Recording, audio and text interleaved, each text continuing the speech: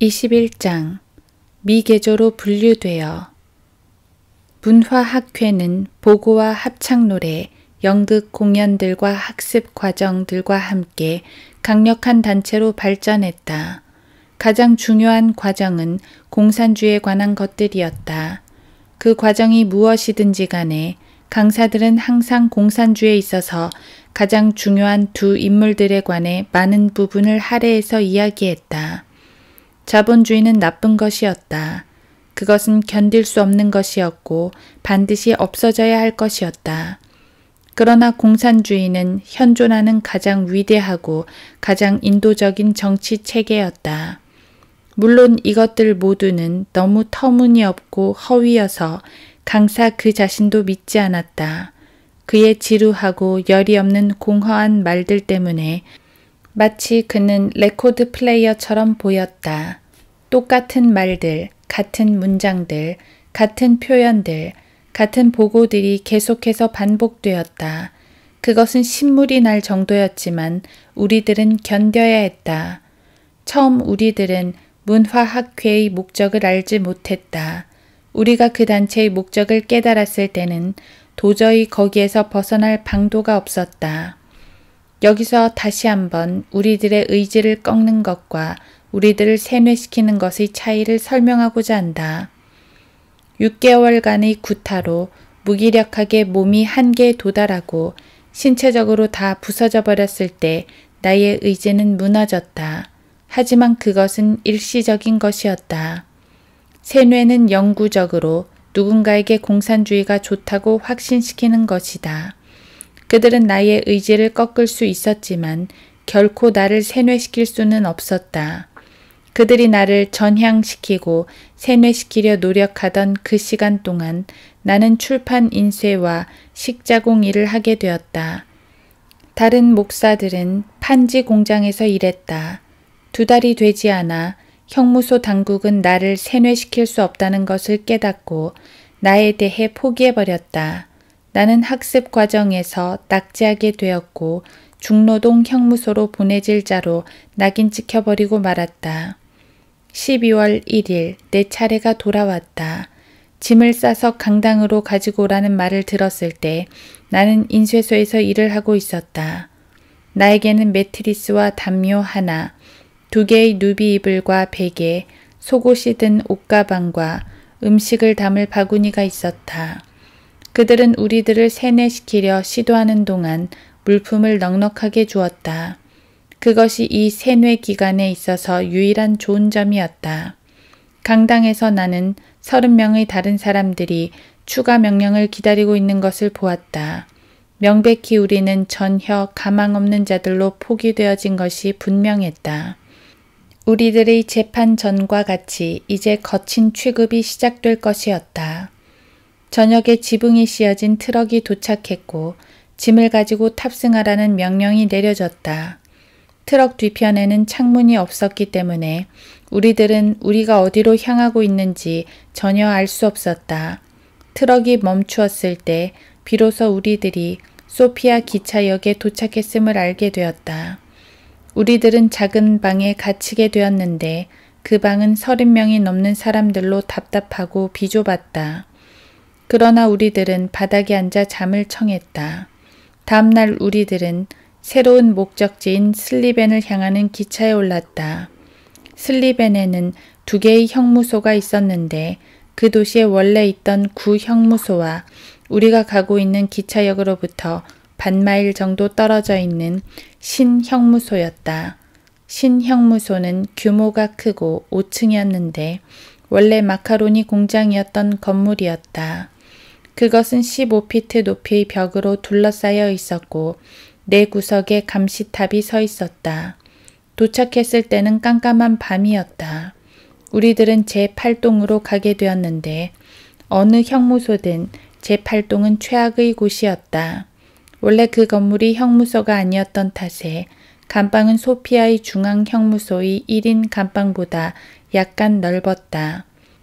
우리들의 방 크기는 15 곱하기 6피트 정도 되었지만 사람이 15명이었고 항상 위치하는 화장실용 양동이의 공간이 있어야 했기 때문에 그 방은 우리가 있었던 그 어떤 곳보다도 비좁았다.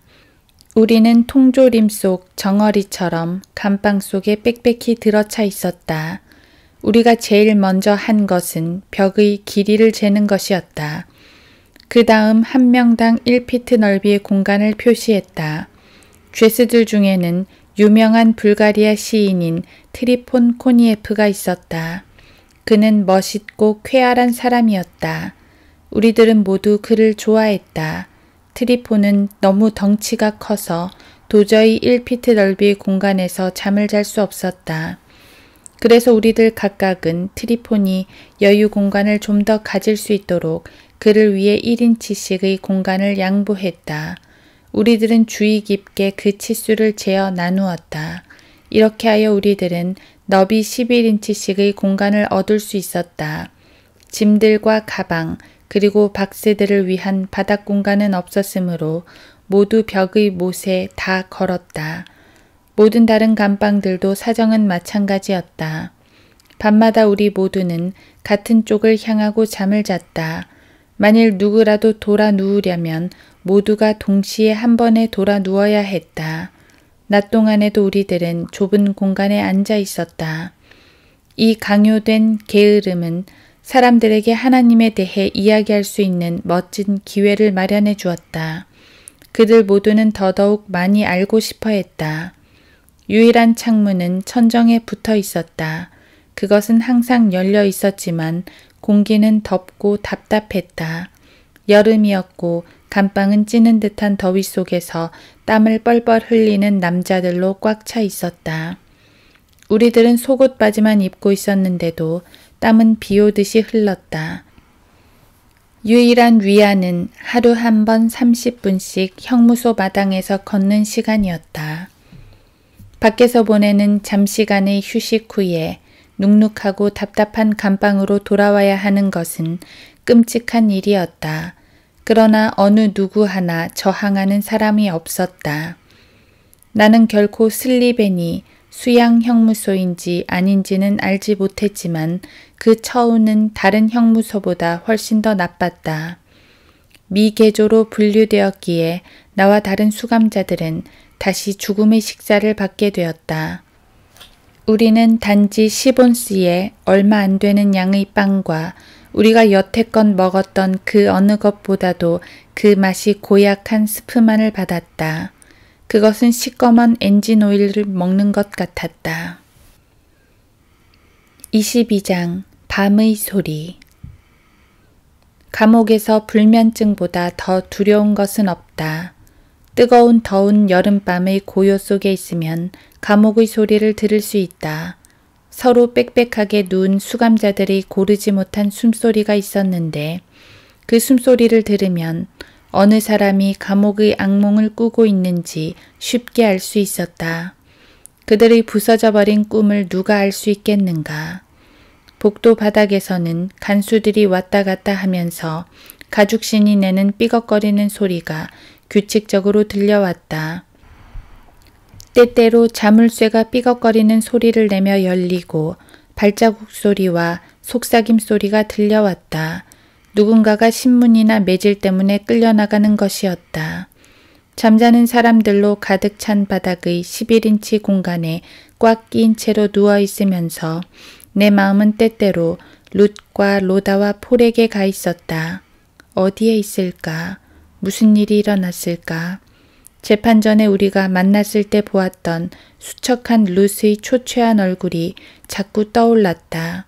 내가 여기 누워있는 지금 이 순간에 배고픔을 겪고 있는 건 아닐까?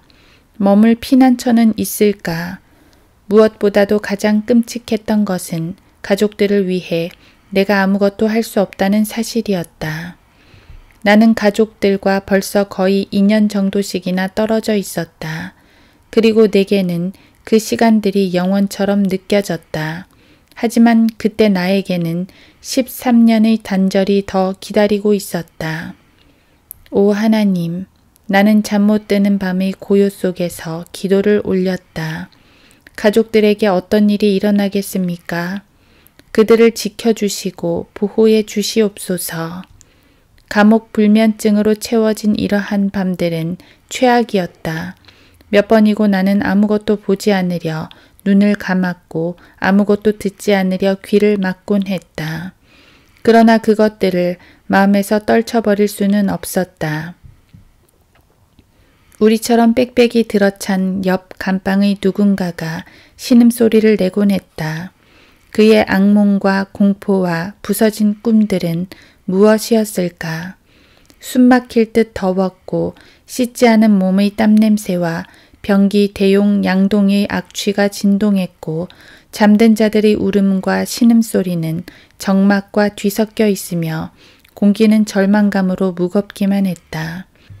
모든 것을 잃어버린 채 밤이 결코 끝나지 않는 것이 소망인 사람의 소리를 누구라도 들을 수 있었을 것이다. 잠을 자는 것만이 현실로부터의 유일한 탈출구였으므로. 슬리벤에 있는 그 후의 여러 해 동안 항상 밤은 가장 괴로운 시간이었다. 밤 시간은 매질과 고문을 하기에 가장 좋은 시간이었다. 최악의 시간대는 밤 11시부터 새벽 3시까지였다.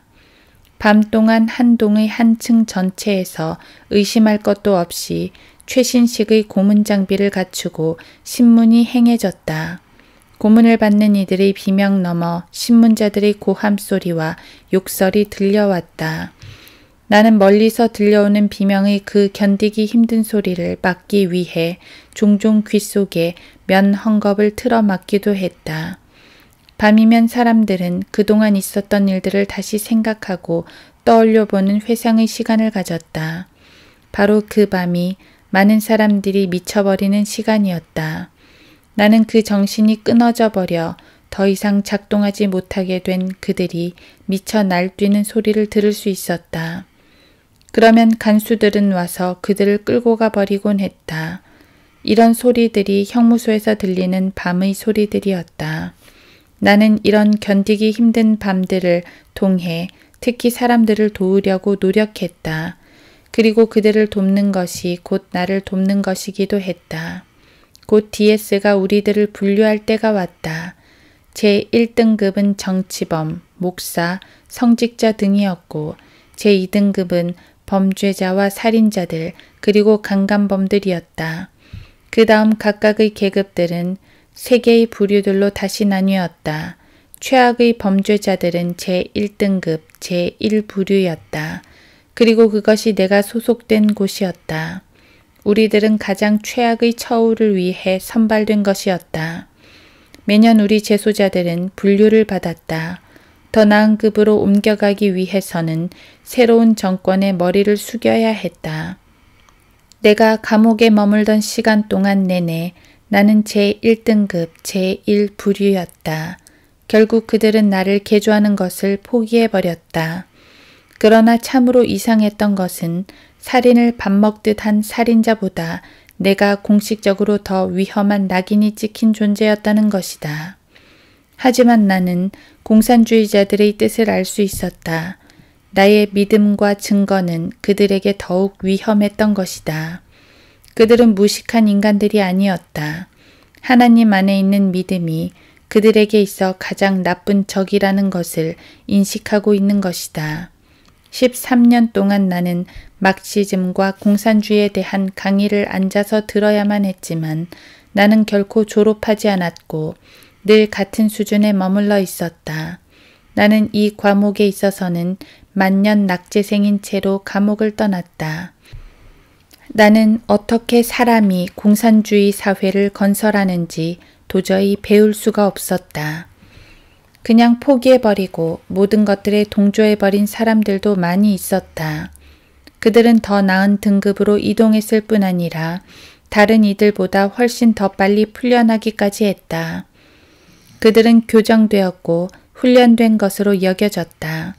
얼마간의 시간이 지나고 슬리벤의 많은 정치범과 종교인들, 나를 포함한 사람들에게 짐을 꾸리라는 명령이 떨어졌다. 모두 해서 우리들은 약 280여 명이었다. 우리들은 역으로 가서 3칸의 화물기차에 올라탔고 짐은 모두 무게 트럭에 실어졌다.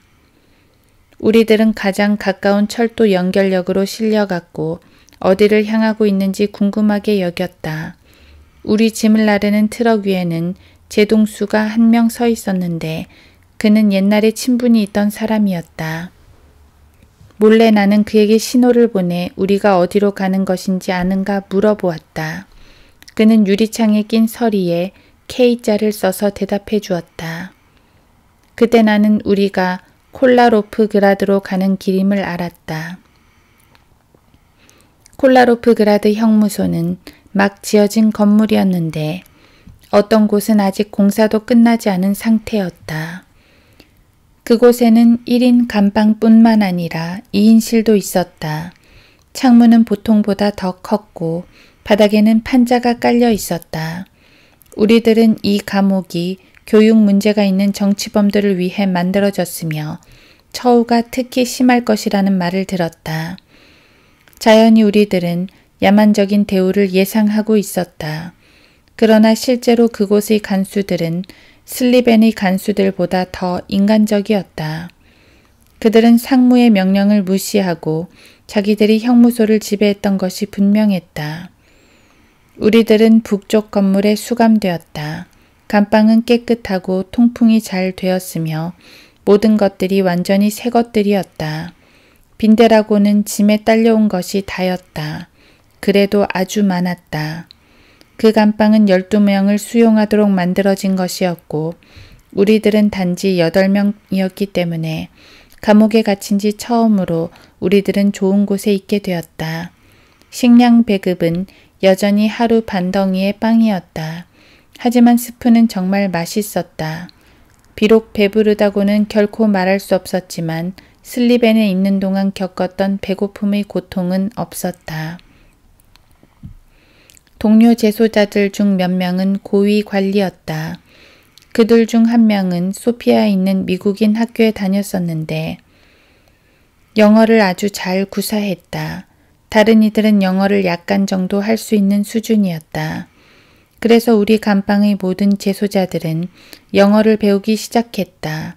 나는 형무소 목사로서의 사역을 했다. 나는 그들에게 아름다운 찬송가를 가르쳤는데 우리들은 모두 영어로 그것을 불렀다. 그 내용은 다음과 같다. 주의 영원한 팔에 안기세. 우리 마음이 평안하리니 항상 기쁘고 복이 되겠네. 영원하신 팔에 안기세. 주의 팔에 그 크신 팔에 안기세. 영원하신 팔에 안기세. 소피아와 슬리벤에서 겪은 공포의 1년 후 그곳에 머물게 된 것은 놀라운 주님의 은총을 나타내는 아름다운 증거였다. 잠깐뿐일 것이라는 것을 알고 있었지만 그것은 마치 새로운 삶과도 같았다. 10월 동안 그해 처음으로 사랑하는 가족들이 면회 오는 것이 허용되었다. 룻은 어린아들 폴을 데리고 왔는데 폴은 한창 앞니가 빠지는 나이였다. 나는 즉시 룻이 살이 많이 빠졌다는 것을 알 수 있었다. 그녀는 노동신문사에서 청소부로 일하고 있다고 했다. 놀랍게도 우리 사이를 가로막고 있는 이중 창살을 통해 나는 어린 폴을 안아볼 수 있었다. 가족들의 면회는 나에게 새로운 힘을 불어넣었다. 23장 하나님의 선물. 그 방문 후 얼마 지나지 않아서 나는 모든 속옷들과 셔츠들을 소포로 받게 되었다. 나는 엄청나게 마음이 심란해졌다. 이런 일이 일어날 때는 보통 아내가 죽었다는 것을 의미하기 때문이었다. 재소자들에게 있어서 이런 일이 일어난다는 것은 엄청난 공포를 불러일으키는 것이었다. 나는 석 달마다 한 통씩의 편지만 쓰고 받는 것이 허용되었기 때문에 집의 상황이 어떤지 알 길이 없었다. 석 달 동안 내내 나는 룻이 정말 죽었는지 확인할 수 없었다. 나는 끔찍한 고뇌로 괴로워했다. 만일 룻이 죽었다면 폴과 로다는 내 동료 수감자들이 나를 위로하려고 애쓰고 분명 다른 이유가 있을 것이라고 납득시키려 했지만 절망은 점점 더 커져갔다. 아직 어린아이들을 돌봐줄 사람이 아무도 없다는 생각을 하면 미쳐버릴 것만 같았다. 나는 주님의 은총을 기도로 구하고 그분께 모든 것을 맡겼다. 다음 날 아침 변기로 쓰는 양동이를 비우기 위해 변소로 가지고 가던 중 동료 수감자인 드라간이 나에게 다가와서 이렇게 속삭였다. 하랄란, 당신의 아내와 아이들은 스웨덴으로 이사갔소. 드라간은 형무소 사무소에서 일을 했는데 그는 형무소 바깥의 일들을 알 수 있는 위치에 있었다. 그러나 그는 바깥에서 일어나는 일들의 소식을 나에게 알려주기 위해 큰 위험을 무릅썼다.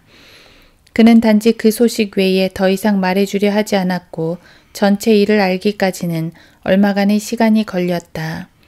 공산주의자가 아니었던 사무소에서 일하는 회계원이 콜라로프 그라드의 목사와 아는 사이였던 것 같았다.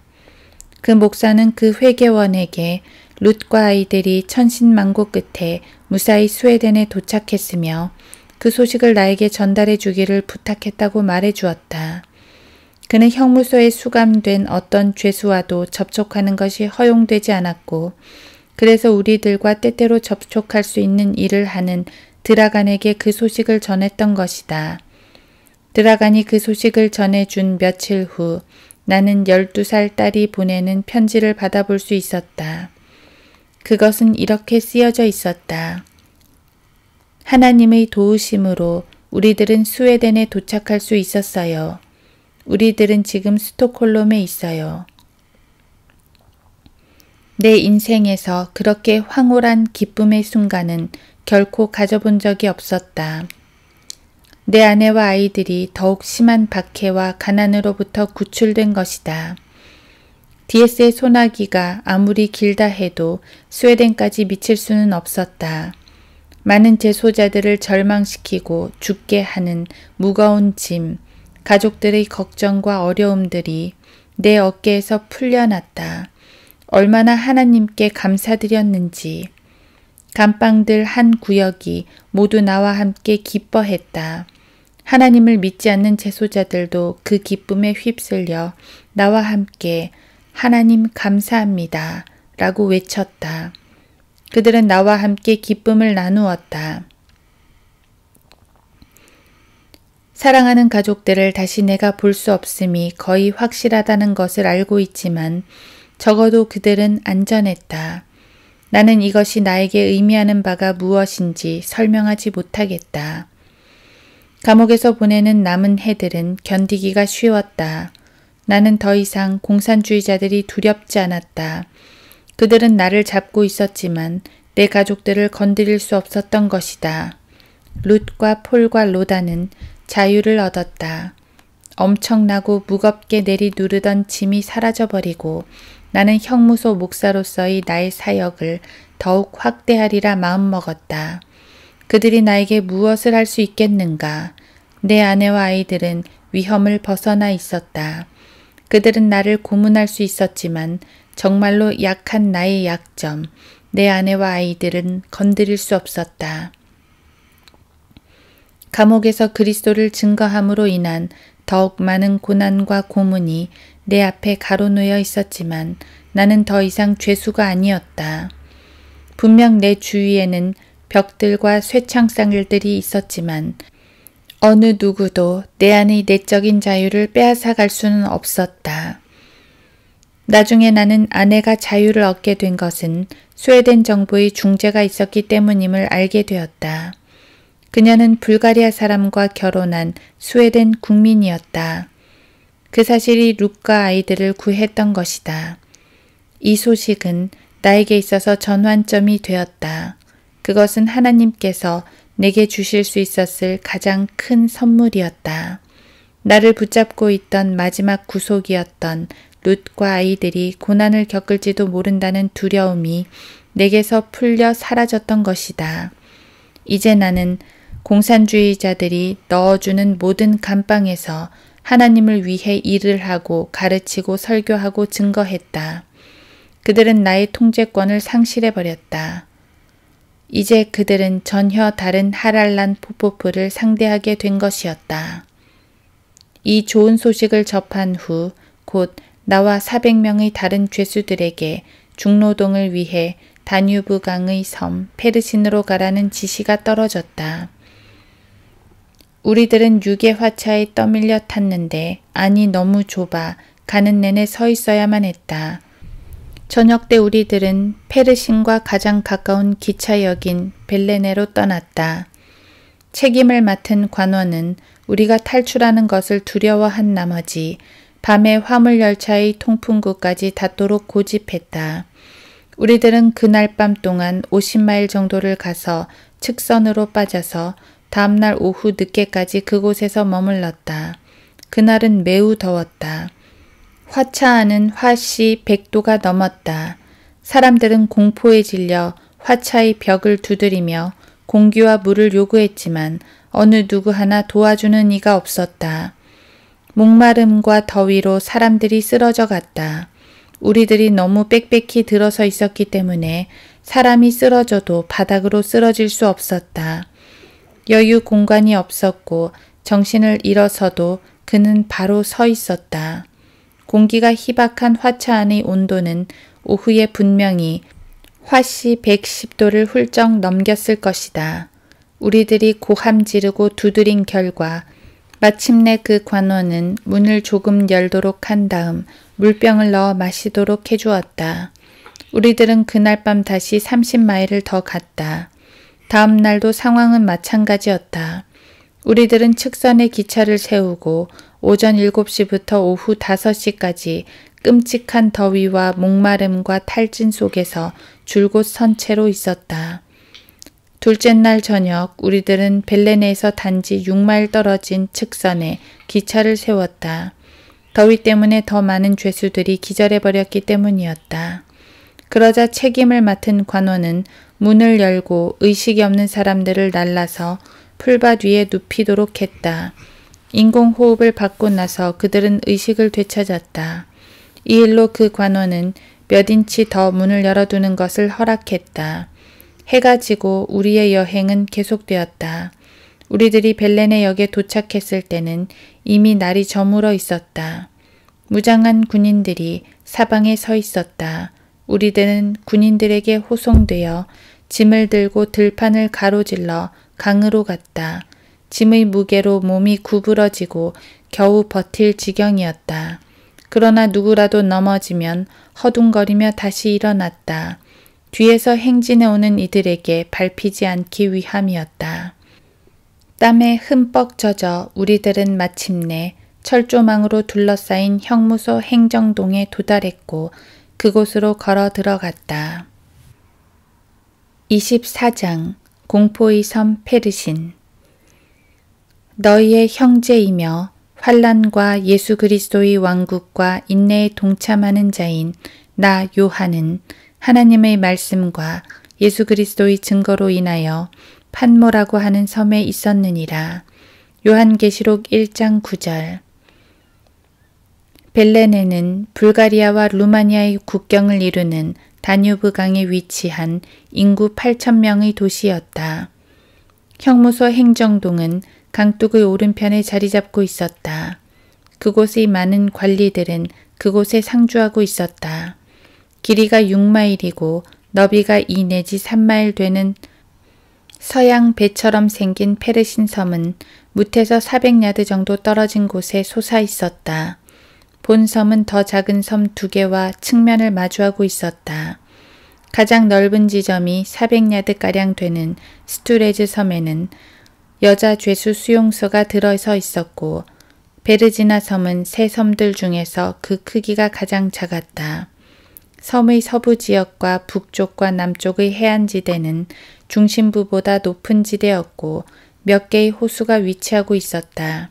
가장 높은 지역은 섬의 동부지대였다. 전체 거주지역은 5개의 서로 다른 막사로 나누어져 있었다. 우리 막사는 행정 건물로부터 약 1마일 정도 떨어져 있었다. 형무소 막사는 버드나무를 꼬아서 진흙을 두껍게 발라 만든 낮은 임시 건물이었다. 지붕은 말라버린 해바라기 줄기와 밀집으로 만들어진 것이었다. 각각의 막사는 500명에서 700명의 죄수들을 수용하고 있었고 하나를 제외하고는 모두 평지에 위치하고 있었는데 그것은 2-3야드 정도 더 높은 고원에 자리 잡고 있었다. 섬의 동쪽 끝 언덕에서 4-5마일 정도 떨어진 곳에 제2막사가 있었다. 제3막사는 제1, 2막사 사이에 있었는데 헛관과 마당도 딸려 있었다. 당국의 신임을 얻은 죄수들은 그곳에서 소와 양들을 키웠다. 제4막사는 스토레즈 섬의 여자 수용소에 자리 잡고 있었다. 그것은 높은 지대에 있었고 잘 지어진 건물이었다. 1952년 여름에는 약 150명의 여자들이 그곳에 거주했고 거기서 돼지를 키웠다.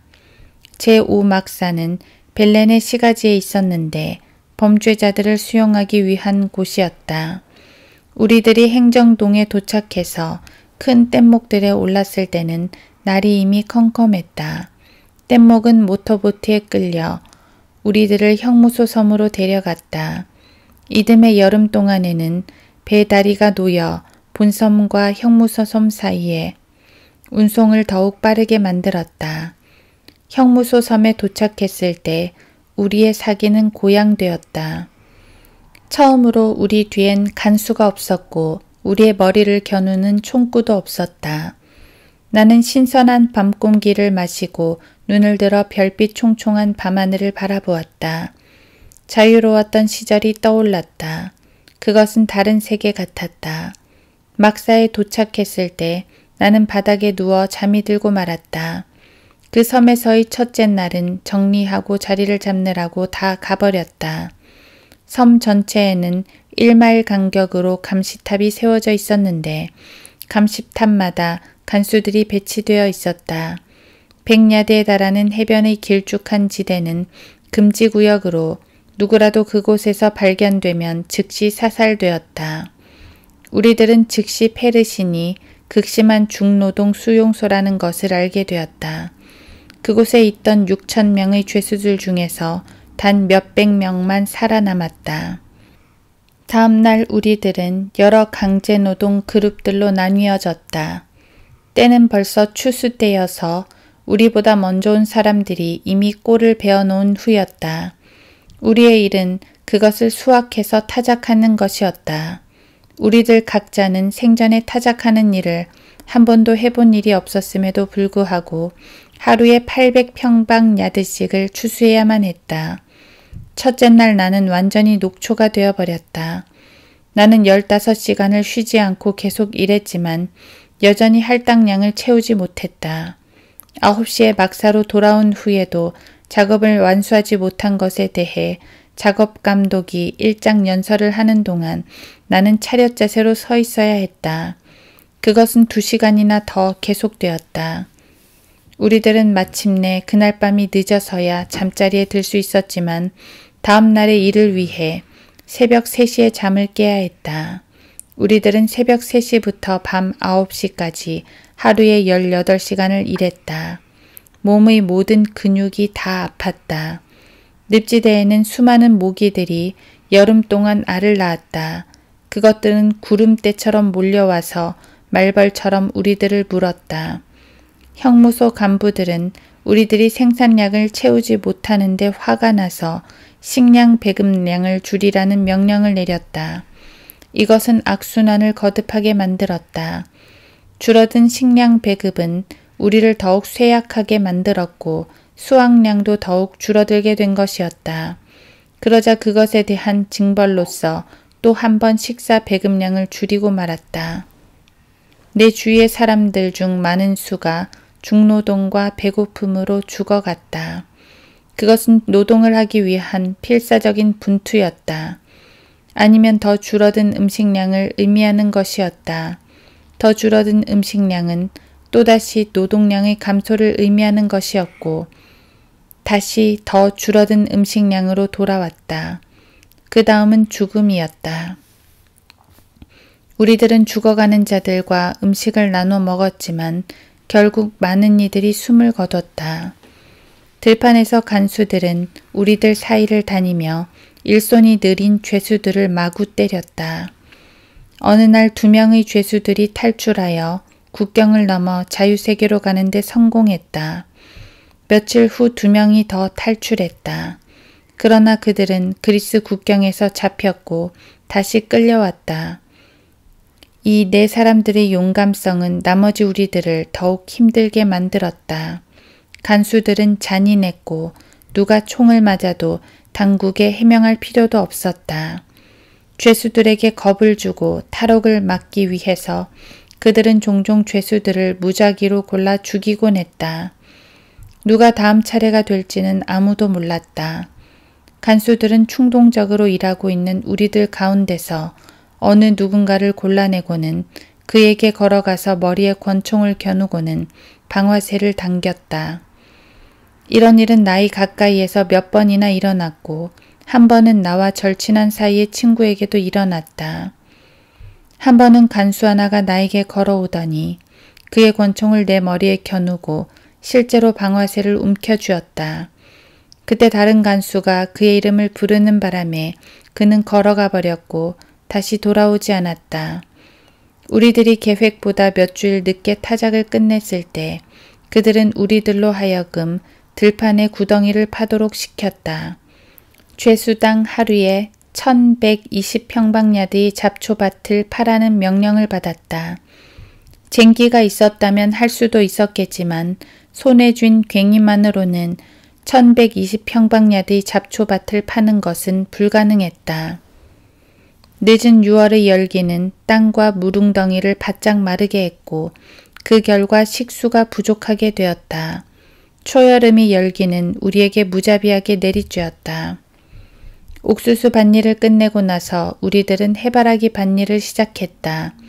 우리가 일을 하던 그 밭은 막사로부터 3 내지 4마일 정도 떨어져 있었고 매일 아침 저녁으로 우리들은 양쪽 간수들의 호위하에 그 거리를 행군했다. 죄수들은 악화된 건강 상태로 인해 섬 전체 작업 진도가 뒤처져 있었고 형무소장은 깜짝 놀라 작업 속도를 높일 것을 명령했다. 들판으로 행군해서 가는 대신 우리들은 그 거리를 달려가도록 명령을 받았고 말을 탄 간수들은 우리들을 뒤쫓으며 우리들의 등을 긴 채찍으로 때려댔다. 우리들은 완전히 녹초가 되어 비틀거리며 들판에 도착했다. 저녁이면 막사로 다시 말을 탄 간수들에게 쫓겨 돌아왔다. 간수들은 초주검이 되어 비틀거리며 줄지어 달리는 죄수들을 때리는 것을 아주 좋아했다. 넘어진 자 누구에게라도 엄청난 고통이 따랐다. 간수들은 넘어진 자에게 달려들어 미친 듯이 채찍질을 해댔고 그 죄수의 등과 얼굴과 팔에서 살점이 떨어질 때까지 채찍질을 그치지 않았다. 해바라기 수확이 끝날 때까지 그 짓은 계속되었다. 사람이 당하는 고통을 두고 보았을 때 그 작물의 대가는 너무도 컸다. 이것은 인간을 영혼이 없는 단순한 물질로 보았을 때 그 생명에 주어지는 가치가 얼마나 하찮은 것인지를 다시 한번 보여주는 것이다. 해바라기 밭에서 일을 하던 어느 날 작은 토끼 한 마리가 우리들 옆을 뛰어가고 있었다. 해골처럼 굶주려 있던 우리들에겐 단 한 가지 생각밖에 없었는데 그것은 먹기 위해 낫지를 하는 것이었다. 그런데 토끼가 우리들에게 뛰어왔던 것이다. 죄수들은 토끼를 둘러쌌고 그중 한 사람이 토끼를 죽여 그날 밤 막사로 가지고 가기 위해 숨겼다.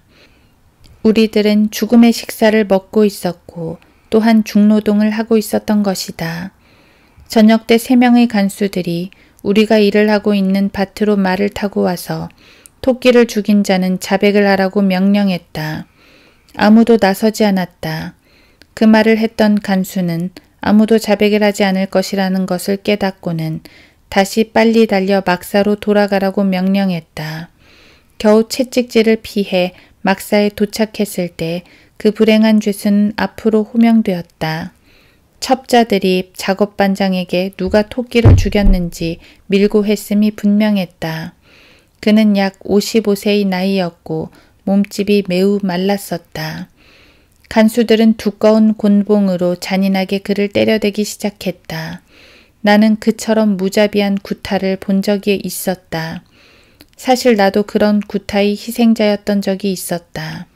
그러나 그 불쌍한 남자가 구타당하는 광경은 너무 무시무시해서 차마 보지도 그 비명소리를 들을 수도 없을 지경이었다. 그의 비명소리는 끔찍하고 칼로 찌르는 듯 했으며 사람의 비명이라고 거의 믿을 수 없을 정도였다. 그 비명소리는 모든 공간을 가득 채웠다. 그 소리에 비하면 해산하는 여자의 그것은 흥겨운 노랫소리에 불과했다. 그는 머리에서 눈알 하나가 튀어나올 때까지 구타를 당했다. 내 평생 그렇게 잔인하고 무자비하게 사람을 다루는 것을 본 적이 없었다. 간수들은 그 늙은 남자가 정신을 잃을 때까지 머리와 사타구니, 팔과 다리와 등을 때렸다. 우리들은 감정을 억제하기 위해 애를 쓰며 그냥 서 있을 수밖에 없었다. 어떤 죄수들은 분노와 좌절로 흐느꼈다. 이 모든 것은 단지 어느 굶주린 남자가 좀 더 먹으려 했기 때문이었다. 다시 한번 나는 독자들에게 상기시키고 싶다. 하나님이 없는 사람은 그의 타락이나 그가 가라앉게 될 그 깊이 끝이 없다는 것을. 이 간수들은 남은 인간성의 친절함이 전혀 없어질 때까지 인간성의 사다리를 한 칸씩 한 칸씩 내려왔던 것이다. 나는 이 야만적인 구타를 보면서 분노를 참기 위해 나 자신과 싸워야 했다. 스스로 그 구역질 나는 간수들이 오히려 동정을 받아야 할 것이라고 말했지만 고백하건대 그 순간만큼은 스스로 감정을 통제하기 위해 무진 애를 써야 했다. 25장 사진 속의 비밀 메시지. 9월 중순경이 되어 나는 도저히 더 이상 견딜 수 없을 것만 같았다. 중노동과 뜨거운 여름을 겪으며 나는 쇠약해질 대로 쇠약해졌다. 거의 넉 달 동안이나 나는 사랑하는 가족들로부터 편지나 음식 소포를 전혀 받지 못했다. 뭔가 안 좋은 일이 생긴 것이 틀림없다고 생각했다. 어느 저녁 나에게 편지가 왔다는 소리를 들었다. 그것은 스웨덴에서 온 편지였고 내게 힘이 필요한 시기에 도착한 것이었다.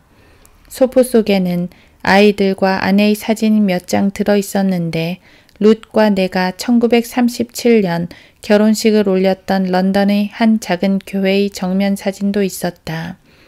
아내와 아이들은 요전에 그곳에 있으면서 그 사진을 찍은 것이었다. 교회 정면을 가로지르는 간판의 글씨를 읽을 수 있었는데 그것은 기도는 모든 것을 변화시킨다는 구절이었다. 나는 그것이 나를 위해 기도하는 친구들이 있음을 확신시키기 위해 아내가 찍은 것임을 깨닫게 되었다. 그것은 내게 보내는 룻의 메시지였다. 그런 말들이 있는지 모든 편지를 다 조사하는 검열관들은 교회 사진의 글귀는 알아보지 못했다. 룻은 아주 영리하게도 나에게 그렇게 메시지를 전달했던 것이다. 굶주리고 있었음에도 음식물 소포를 받은 것보다 이 편지를 받은 것에 대해 하나님께 더 감사했다. 기도는 모든 것을 변화시킨다는 말은 기계적으로도 수도 없이 반복했던 것이었지만 그 공포의 섬에 있었던 내게는 대단한 의미를 지니고 있었다. 매일 나는 어떻게 주님의 손이 나를 보호하셨는가를 보았고 그래서 룻의 편지를 받았을 때 내 마음은 한껏 부풀어 올랐다. 참으로 기도는 모든 것을 변화시키는 것이다. 그 교회의 간판에 새겨진 기도는 모든 것을 변화시킨다는 말은 내가 필요로 했던 바로 그 메시지였다. 페르신에서의 그 여름 동안에 많은 죄수들이 죽임을 당했다. 2명은 금지된 지역으로 들어갔다가 사살당했다. 내 곁 4피트도 안 되는 곳에 서 있던 어린 소녀는 다리에 총을 맞았다. 어느 날 우리들이 들판에서 돌아오는 길에 그 소녀는 옥수수 나달을 떼기 위해 잠시 멈춰 섰던 것이다. 그는 무릎을 꿇고 간수에게 살려달라고 빌었다. 그러나 간수는 그에게 걸어가더니 머리에 총을 쏘았다. 또 한 번은 내 친한 친구가 아무도 보지 않을 것이라고 생각하고 몸을 구부려 풀잎을 뽑아 입속으로 집어넣었다. 총소리가 울렸고 머리에 커다란 구멍이 난 채로 그 친구는 내 발 앞에 쓰러졌다. 살인에 대한 이유나 짧은 설명조차 없이 말이다. 겨울이 다가오면서 우리들은 섬 주변을 둘러싸고 있는 강의 범람으로부터 섬을 보호해주는 제방을 건설하는 일에 투입되었다. 그것은 그 기반부가 6야드 높이와 30야드 두께로 만들도록 되어 있었다. 우리들이 일을 해야 했던 공사장은 막사로부터 4마일 정도 떨어져 있었고 다시 한번 우리들은 채찍을 휘두르는 말탄 간수들에게 쫓겨 달려야만 했다. 이 모든 것들은 죽음의 식사 하에서 행해진 것이었다. 제방에 쓸 흙은 근처 초원으로부터 조악하게 만든 외바퀴 수레로 실어 날랐다. 명령으로 떨어진 각 사람당 1일 최소 노동량은 6평방피트였다. 수많은 이들이 중노동을 이기지 못해 쓰러졌고 우리들은 그들을 엎거나 외바퀴 수레에 실어 막사로 데려갔다.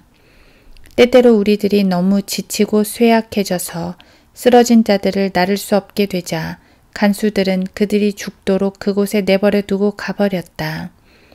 나의 전도로 감옥에서 그리스도를 영접했던 한 사람이 쓰러졌던 일이 있었다. 나는 그를 업고 막사로 돌아가기 위해 죽을 힘을 다했다. 그러나 너무 힘에 부쳤다. 짧은 거리는 어떻게든 겨우 갈 수 있었지만 도저히 더 이상 갈 수가 없었다. 누구도 도움을 줄 수 없었다. 그들도 죽기 일보 직전이었던 것이다. 내 친구이자 그리스도 안에서의 나의 형제였던 그는 쓰러진 자리에서 숨을 거뒀다. 내가 그를 업고 갈 수만 있었다면. 나는 오늘까지도 그에 대한 생각을 한다. 감옥은 공통의 저속함과 고통을 공유한 죄수들 사이에 위대한 우정을 싹트게 만드는 곳이다. 가장 좋은 것이 많은 사람들로부터 나오는 것이다. 거기에는 서로를 향한 온정과 보호 그리고 배려가 있었다. 예를 들어 동료 죄수가 간수에게 맞아 턱이 부서져 버린 죄수가 더 쉽게 삼킬 수 있도록 아주 작은 조각으로 빵을 쪼개서 조심스럽게 먹이는 것을 보는 것은 흔한 일이었다. 감옥은 대부분의 사람들로부터 최상의 선이 우러나도록 만들었고 죄수들 사이에는 끈끈한 형제애가 있었다. 그것은 그리스도인 죄수들 사이에는 더더욱 그랬다. 하나님이 없는 인간의 천한 성품은 전혀 변할 기미가 없었다. 이집트의 피라미드가 건축될 때에도 그런 인간들은 있었고 이스라엘 민족이 바빌론에 잡혀갔을 때도 그리고 계몽운동이 벌어지던 동안과 부센발트 강제수용소와 시베리아와 페르신에도 있었다. 이 덥고 메마른 여름 동안 풀잎 하나, 상치 한 장, 먹거나 씹을 그 무엇이라도 뜯기 위해 몸을 숙이는 자는 누구라도 즉각 경고 없이 총알 세례를 받았다. 그러나 우리들 중 많은 사람들이 살기 위해 그 위험을 감수했다. 여름은 지나갔다. 그리고 그 시간 내내 비가 오지 않았다. 그 다음 비가 계속 내렸고 섬은 걸쭉한 진흙탕으로 변해버렸다. 바닥이 낮고 트인 손으로 만든 고무신을 신고 걷는 것이 그 어느 때보다 힘들었다. 다가오는 겨울로부터 우리들 자신들을 보호하기 위해 우리들은 넝마가 다 되어버린 옷을 헝겊을 대어 깊고 떨어진 곳을 수선했다.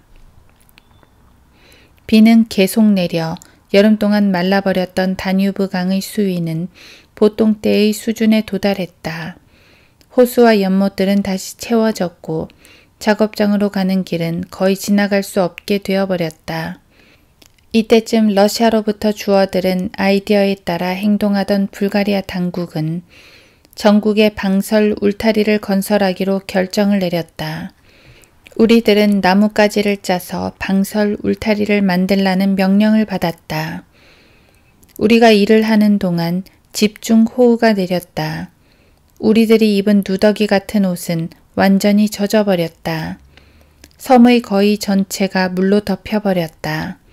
한 달 만에 다뉴브 강의 수위가 3피트에서 9피트로 올라갔다. 우리 막사는 이제 30인치의 깊이의 거대한 진흙 웅덩이 한가운데에 자리 잡게 되었다. 4주 동안 우리들은 얼음장 같은 강물 속에서 살았다. 늦은 11월의 어느 날 비가 섞인 옅은 눈발이 휘날리기 시작하더니 저녁 무렵에는 땅이 물이 아니라 눈으로 덮여버렸다. 다음 날 담요같이 덮인 눈은 더욱 무겁게 쌓여갔다. 우리들의 젖은 옷은 얼어버렸다. 온도는 영하로 내려갔지만 여전히 우리들은 방설 울타리 건설을 위해 일해야만 했다. 다뉴브 강의 수위는 계속 올라갔고 아직도 우리들은 여러 에이커의 리크를 수확해야만 했다. 늘 물속에 있었기에 흠뻑 젖어 꽁꽁 얼어붙은 옷을 입고 우리들은 날씨 상황에 따라 리크를 눈밭에서 맨손으로 파거나 얼음같이 차가운 물속에서 뽑아냈다. 밤에는 물이 얼곤 했다. 그러나 리크는 수확되어야 했고 우리들은 손으로 얼음을 깨고 계속해서 일을 했다. 그 기간 동안 몇몇의 죄수들은 폐렴으로 죽어갔다. 내가 설 곳 없는 깊은 수렁에 빠지며 내가 깊은 물속에 잠기니 큰 물들이 나를 덮치나이다. 시편 69편 2절. 다뉴브 강은 12월 내내 수위가 올라갔고 형무서 섬 전체에 홍수가 일어날지도 모른다는 위기감과 함께 수천 명의 죄수들의 목숨을 위협할 정도가 되었다. 형무소 간부들은 농장 동물들이 어떻게라도 될까봐 불안해하며 걱정을 했다. 수위가 계속 올라가는 경우에는 가축들을 대피시키기 위한 예방조치가 취해지지만 어떠한 상황에서도 우리 죄수들은 대피시키는 법이 없는 것이었다. 우리는 동물보다도 가치가 없었다. 이 말은 믿기지 않을 것이다. 그러나 우리들은 가축들과 간수들을 대피시키고 우리를 남겨두고 가기 위해 준비하는 것을 보게 되었다. 결국 홍수가 닥쳐오는 것은 그들의 잘못은 아니었다. 그리고 불가리아에서는 흔한 것이 죄수들이었다. 더 작은 섬인 스투레즈 섬에는 전력 공급 프로젝트의 일환으로 철탑이 건설되고 있었다. 기초 부분에 땅을 파내고 콘크리트가 부어졌다. 만일 그것이 물로 채워지게 되면 위험할 수 있었다. 그래서 나를 포함한 50명의 죄수들이 그 섬으로 철탑의 기초에 콘크리트를 붓기 위해 차출되었다. 펌프가 계속해서 기초로부터 물을 뽑아내는 동안 우리들은 3교대로 일을 했다. 그 작업이 긴급한 것이었으므로 주임 간수는 2명의 경찰을 마을로 보내 우리에게 줄 빵을 구해오게 했다. 이것은 반아사 상태였던 우리의 처지를 그들도 인정하는 셈이었다. 그들이 긴급 작업 과제를 빨리 끝내야 할 때는 이와 같이 우리는 추가로 빵을 배급받았다. 그것은 홍수로 인해 물이 차오르는 것의 단 한 가지 좋은 점이었다. 그것은 너무 많은 비상사태들을 만들어냈고 그들은 우리에게 하루 2조각의 빵을 더 주었다. 우리들은 더 많은 비상사태가 일어나기를 기도했다.